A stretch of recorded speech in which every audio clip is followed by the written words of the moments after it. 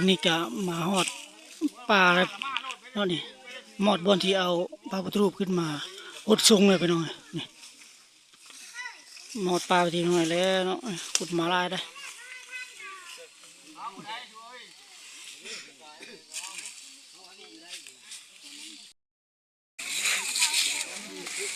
กลับเยอะกำลังจีจัดพิธีนะเสือเอาพุทธรูปขึ้นมาแต่ทำไปหน่อยขุดมาลายเลยนะ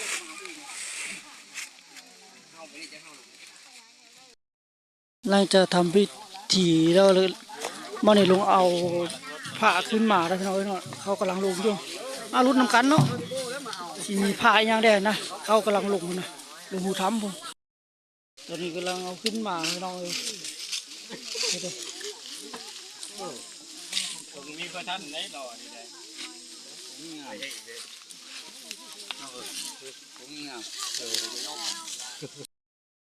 ตอนนี้เนาะเอาขึ้นมาแล้วพี่น้อย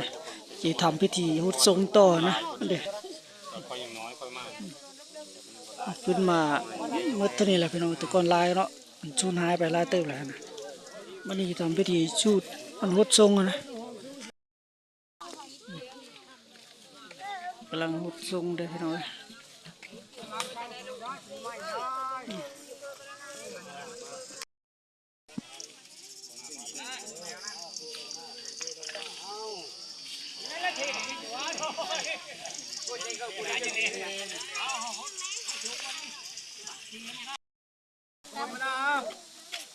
ลงมาทำเป็นต้นแน่